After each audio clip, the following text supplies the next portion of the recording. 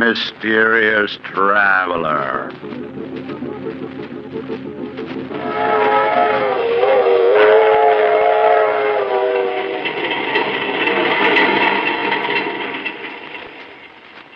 This is the mysterious traveler, inviting you to join me on another journey into the realm of the strange and the terrifying. I hope you will enjoy the trip, that it will thrill you a little and chill you a little.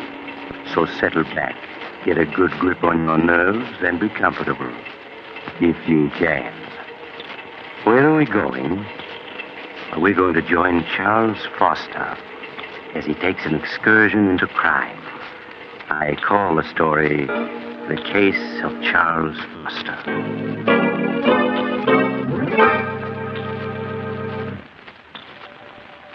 Late one evening several years ago, when I was practicing medicine in a large eastern city, I visited Charles Foster, a friend and patient of mine.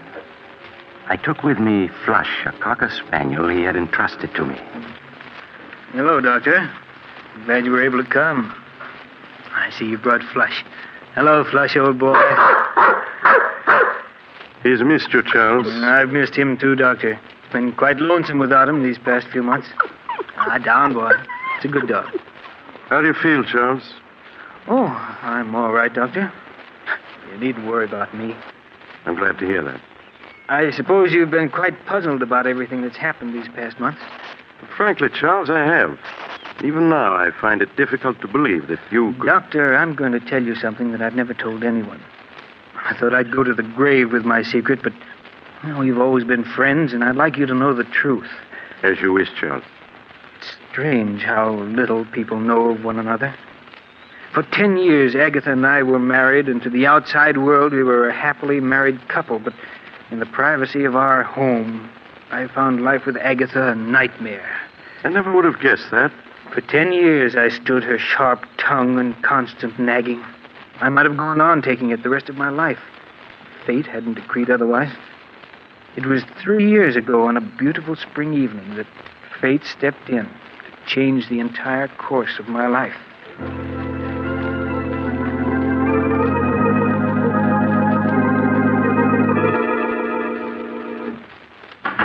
Is that you, Charles? Yes, Agatha? Did you remember to buy me some more of my cough medicine? Yes, here it is.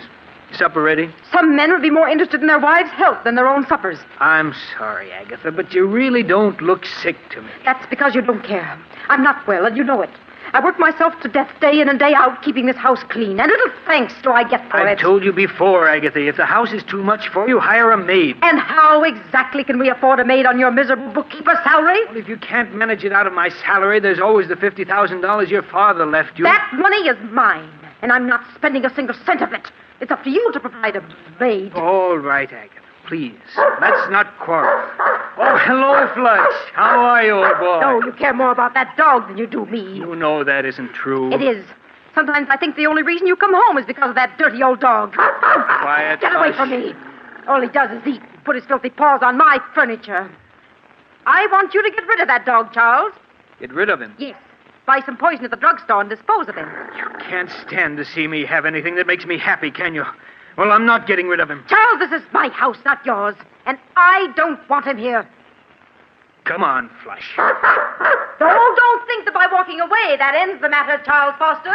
You'd better get rid of that dog, do you hear?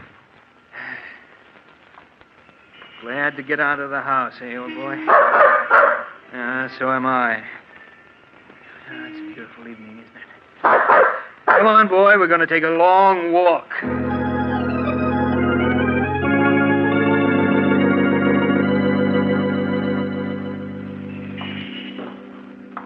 You want to turn around and go home now, Flush? No, neither do I. Pardon me, but aren't you Charles? Julia! Julia Sanders! Charles, I thought it was you. Oh, let me look at you. Oh, Julia, you haven't changed a bit. You're as lovely as... How long has it been since we last saw each other? 10 years, almost 11. Has it really been that long? Julia, have you ever forgiven me for what happened? Of course, Charles. I was so insanely in love with you, Julia, that I couldn't bear to have other men look at you. You know that I didn't mean... I know, Charles. I've thought of that night constantly. It's been like a nightmare ever since. Please, Charles, it's all past and forgotten now. You were perfectly justified in breaking our engagement. After what I'd done, there was nothing else you could do. I understand you married Agatha Winthrop a year after I'd gone abroad. Yes, Julia. After you left for Europe, people kept telling me what a wonderful wife Agatha would make me. I allowed myself to be convinced and married her. Well, I'm sure everything turned out for the best. But it didn't, Julia. Almost from the beginning, our marriage was a failure. For these past 5 years, Agatha and I have merely been living together under the same roof. Oh, I'm sorry, Charles, that it didn't turn out well. Nothing turned out well, Julia, after I lost you. I hope things have been better with you these past 11 years. Oh, I can't complain. I spent a number of years in Paris studying art and working at dress designing. Oh. I only came back a few months ago. You've never married? No. I'm working now for Morgan's department store as their art director. Oh, really? Well, my office is only a few blocks from there. Look, Julia, why don't we have lunch together tomorrow? There are so many things I'd like to know. Well, I'd like to, Charles, but I think it would be much better that we Oh, don't. now, surely, Julia, there's no harm in two old friends having lunch together, is there? No, I suppose not. I won't take no for an answer. Do you know where Drake's restaurant is? Yes. Will 1 o'clock tomorrow be all right? Yes, that's my usual lunch hour. Good, then it's a date.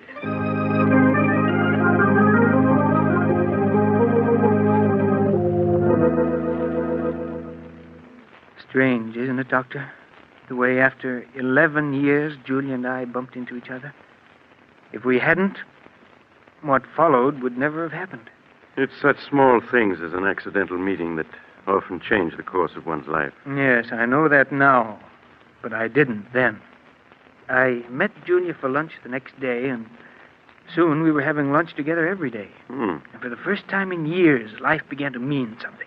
Merely seeing Julia for 1 hour a day made life worth living. I understand, Charles. We'd have lunch together, and then we'd go for a walk in the park. I sensed at the time that Julia, too, was lonely and in the need of friendship. The summer passed swiftly and happily. I should have realized that things couldn't go on that way, but I didn't. You mean you fell in love with Julia? Fell in love with her? I don't think I'd ever really stopped loving her. I became aware of how much I really cared for her one warm autumn day as we were walking through the park together.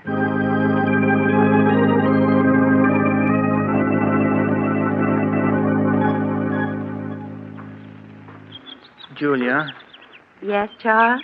what about going to the theater with me tonight? Oh, I wish you hadn't asked me, Charles, Why? because it means we can't go on seeing each other anymore. But why shouldn't we go on seeing each other? Because you aren't satisfied any longer just to see me at lunch, and it isn't right for us to go out together at night. But surely there's no harm in our going to the theater together. You're married, Charles. That's reason enough.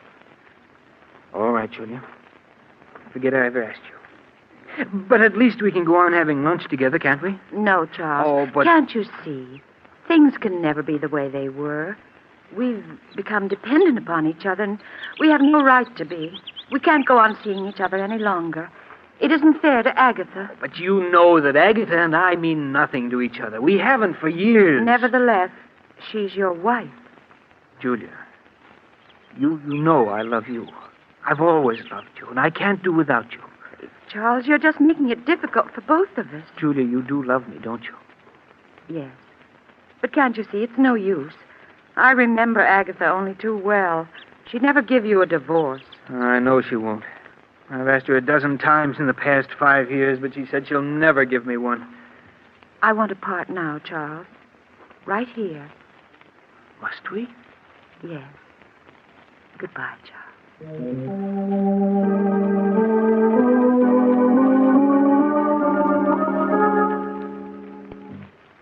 My life seemed to end that day, Doctor, with our parting.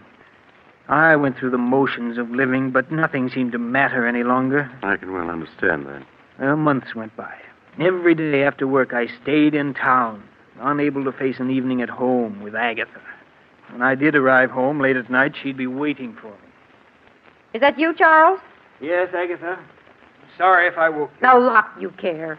Coming in night after night at all hours, leaving me alone in this big house. Oh, don't think I don't know what you're up to. I know you're kind, Charles Foster. You better go to sleep, Agatha. A fine chance I have to sleep with you putting on the bathroom light. You know I can't sleep when that light's on. Take me a minute to brush my teeth, then I'll turn off the light. Agatha, Well, what is it now? what's this bottle of prussic acid doing in the medicine chest? That's a deadly poison. I know that. I got it from Mrs. Smedley, the druggist's wife. She used it to get rid of an old cat they had. When I told her about Flush, she said it was a thing... What's that about Flush? I said Mrs. Smedley gave me that bottle of prussic acid so I could get rid of Flush. I'm going to put him out of his misery tomorrow. You'll do no such thing, do you hear? If you so much as lay a hand on Flush, I'll kill you. I'll kill you, do you understand? Yes, Charles. You get rid of that poison tomorrow. Let's have no more talk of putting Flush out of his misery.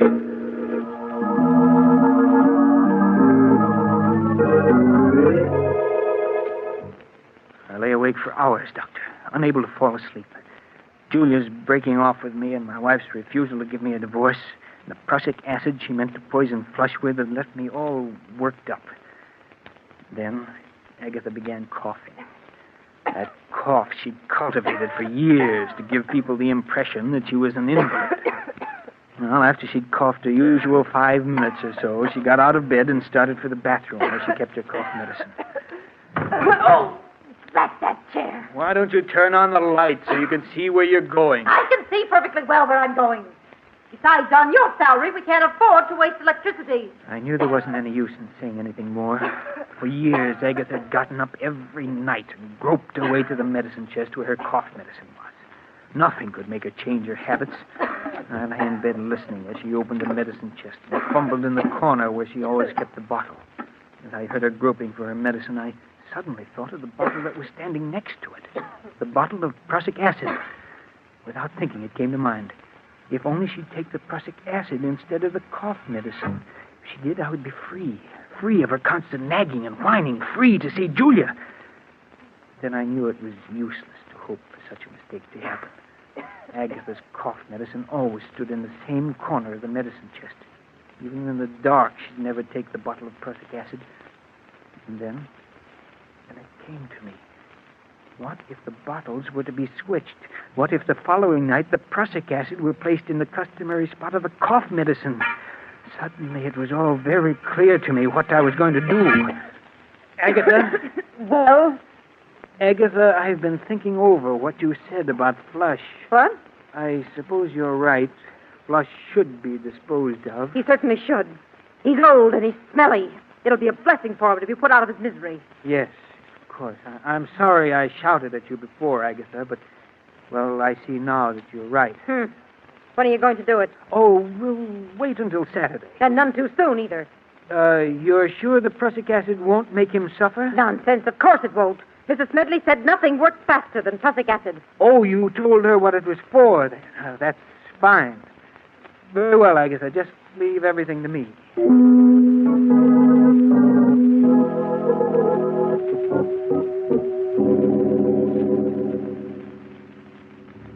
The next night, Doctor, after Agatha was in bed, I quietly stole into the bathroom and opened the medicine chest. I compared the bottle of cough medicine with that of the prussic acid. They were both small bottles, almost identical in size. I removed the cough medicine from where it stood in the corner of the chest and replaced it with the poison. Then I went to bed and waited impatiently for Agatha to start coughing.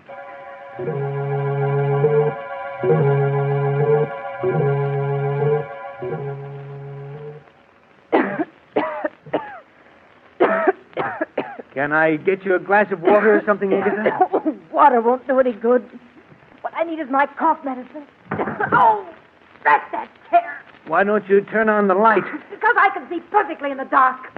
Besides, someone's got to economize on the electricity in this house. I lay there in the darkness, listening to her grumble as she opened the door of the medicine chest. The blood pounded in my ears as I heard her fumbling for the bottle. Would she feel the slight difference in the bottle when she picked it up? Scarcely able to breathe, I waited, listened.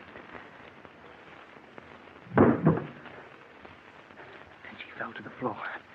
I quickly got out of bed, turned on the lights, and went into the bathroom.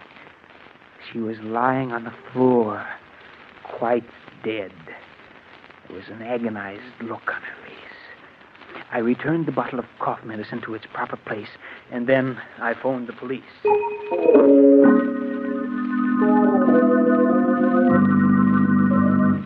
Now, you say, Mr. Foster, that your wife was in the habit of going every night to the medicine chest for a few drops of her cough medicine. Yes, that's right. And she never turned on the lights when she went to the medicine chest. Oh, no, sir.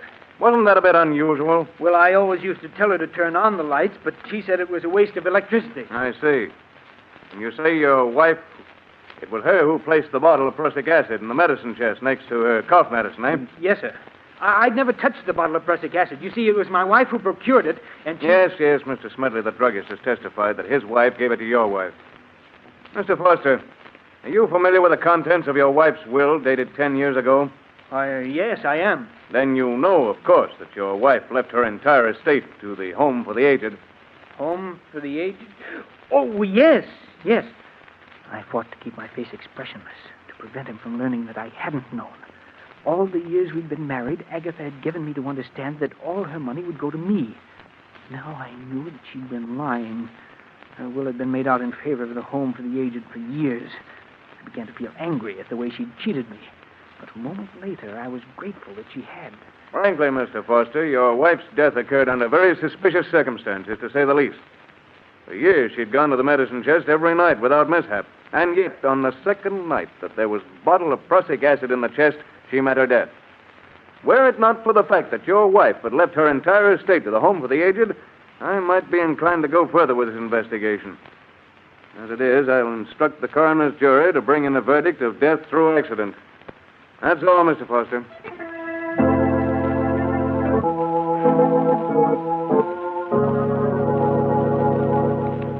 I walked out of the district attorney's office a free man.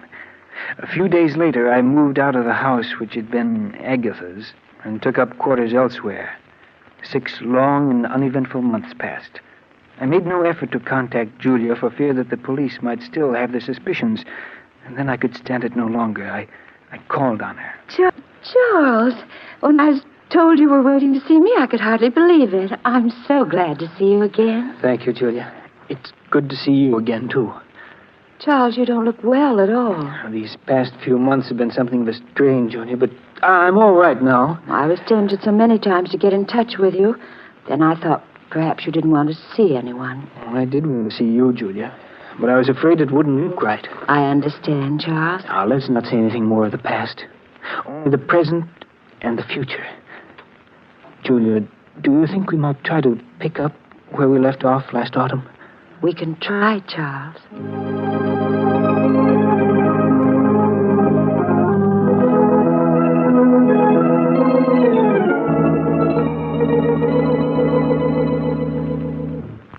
Julia and I, Doctor, began to see each other night after night.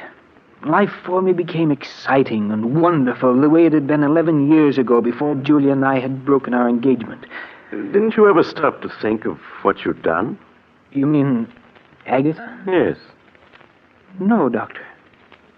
They say that a murderer is ever haunted by his crime. But that isn't true. At least it wasn't in my case. To me, Agatha was part of another life in the dim past. I rarely thought of the past, only the present and the future.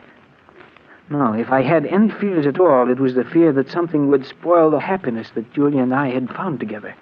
But nothing did. And a few months later, we were married with you as my best man. Yes, I remember. My second marriage was everything that my first hadn't been. The first time in my life I knew what true happiness meant. Julia and I were poor, but that didn't matter, for we had each other. The months swiftly passed. And as our first anniversary approached, it was hard to believe that we'd been married almost a year. Charles, before you leave for work, will you sign a check for me? Oh, who's it for, dear? Never you mind, Mr. Foster. You just leave a signed check. I'll fill in the amount and the party it's meant for. Mrs. Foster, you're acting very mysterious. Well, a wife has a right to act mysterious once a year. Darling, I suspect you're going to use this check to buy me an anniversary present. Well, whatever you get me, please don't make it neckties. Well, I'll have you know I have very good taste in neckties. I know you do, dear, but I have to wear them. You're an ungrateful wretch. Very well, I won't get you ties. Good, then I'll sign the check for you. And please bear in mind that you can't make this check out for more than $312.50. That's all we have in the bank. Oh, I'll leave you at least the 50 cents. You'd better leave a good deal more. We won't be going up to Lake Ellis. Charles, are we going up to Lake Ellis? Oh, it slipped out.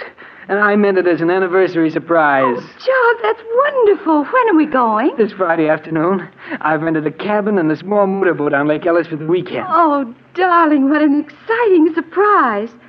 Charles, you're sure it won't be too expensive? Why, nothing can be too expensive for our first anniversary. Oh, darling, I've never been so happy.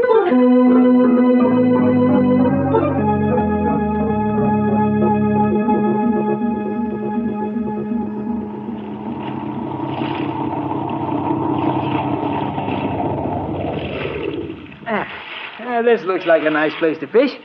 Let's see, where'd I put that bait? Here it is, dear. Thanks, darling. Uh-huh. Here's a nice, fat, dimpled worm. Well, if you can't stand to see me bait him, just turn the other way. That's it. It'll only take me a minute. Charles, look. Let's wait till I get this. There's smoke coming out of the engine hatch. What's that? Yes, you're right. It's on fire. There are flames shooting out. Fire extinguishers at the other end of the boat. Charles, you'd never make it. You'd be burned. Yes, you're right. Besides, even the extinguisher wouldn't do much good now. The fire's too big. What are we going to do? Oh, the heat. It's becoming unbearable. There's only one thing we can do, Julia. Let's go over the side. We're almost in the center of the lake. I can't swim. But I can, dear. I'll manage to keep us above water somehow. Well, all right, darling. I'll do whatever you say. We'll come through this, Julia. Now, don't be afraid. Now, I'll slip over the side of the boat first, and you follow. All right. Now, hurry, Julia. Let yourself down into the water. I'll keep you afloat. Yes, Charles. That's it. Now, let go of the side of the boat. I have you. Yes, Charles. Now, don't be afraid, darling. You see, it's no trouble keeping you above water. Now, just relax, dear, while I swim with you a bit. We've got to get a good distance from the boat. It may explode. Yes, Charles. Do you see any boats around? No, but someone's bound to see the fire and come to our rescue. Until they do, we must have courage.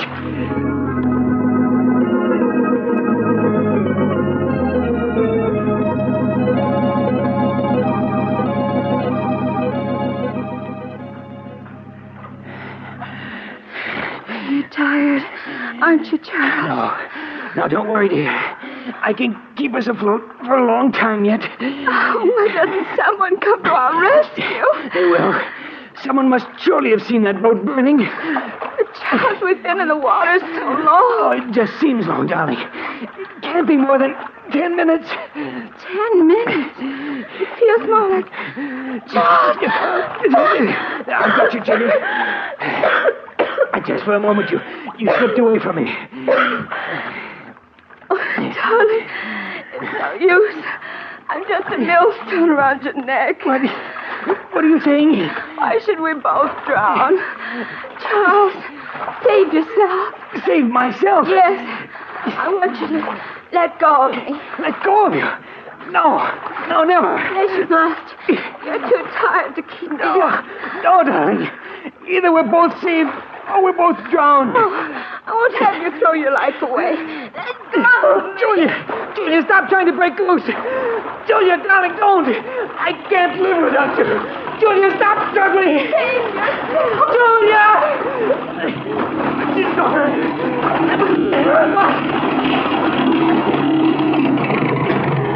Help, my wife.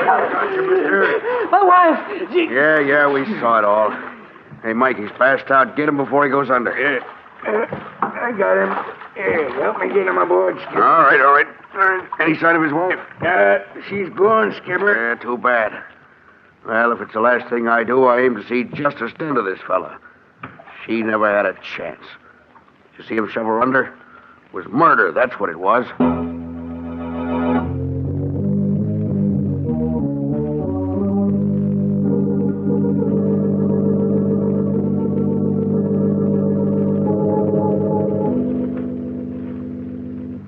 Now, Mr. Foster, both of the men who rescued you claim that as they approached you and your late wife in their boat, they saw you struggling with her. You admit this? Yes, but I tell you, I was trying to save her, not drown her. No, you were trying to save her. But both the witnesses testified they saw you push her head under. They're wrong. I wasn't pushing her under. I was trying to bring her to the surface. You must believe me. Oh, Mr. Foster. You maintain that you were rescuing your wife, not drowning her. Yes. Is it true, Mr. Foster, that you were engaged to your wife 11 years ago and that she broke the engagement? Yes. that's true. Would you mind telling the jury why she broke the engagement? We had a misunderstanding. A misunderstanding. Do you call shooting the woman you're engaged to just a misunderstanding? No. You must let me explain. It's true that 11 years ago I did shoot Julia, but I've been drinking. I didn't know what I was doing. Mr. Foster, you do admit shooting and wounding her. Yes. Have you ever seen this before? Why, yes. That's the insurance policy I took out for Julia and myself. Exactly. And when was this policy taken out? Well, about a month ago. June 15th, to be exact.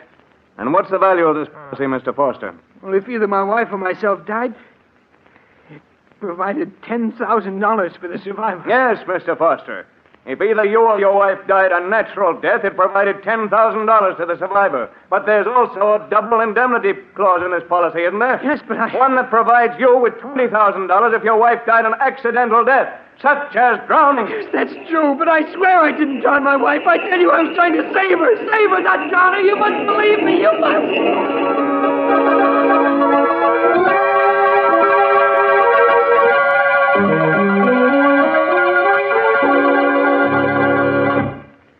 And that, Doctor, is exactly the way everything happened. Strange, isn't it? The way justice works itself out. I committed murder and escaped punishment. Now I'm paying with my life for the death of the one person I really loved. It's time to go, Foster. All right, Warden. Goodbye, Doctor. And take good care of Flush, will you? Of course, Charles. Goodbye. All right, Warden. I'm ready. Let's go.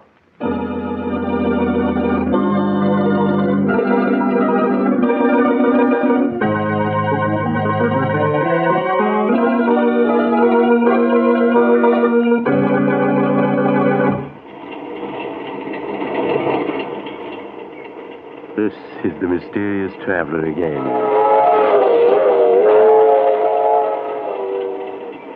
Did you enjoy our little trip? Too bad about Charles Foster, wasn't it? As he was strapped into the electric chair, there was an ironic smile on his lips, for he was being executed for something he had not done. But as Charles himself said, justice has a strange way of working itself out. I knew another man once who thought it would be a simple thing to dispose of his wife. Unfortunately, he... Oh, you're getting off here? I'm sorry. But perhaps we'll meet again soon. I take this same train every week at this time.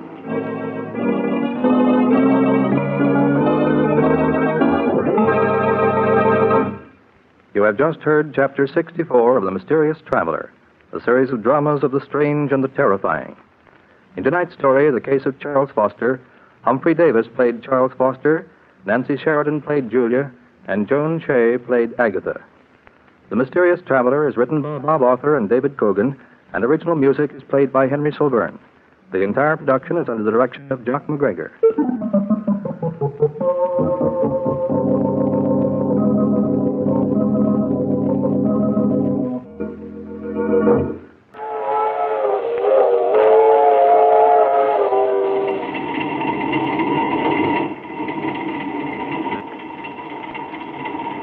This is Mutual.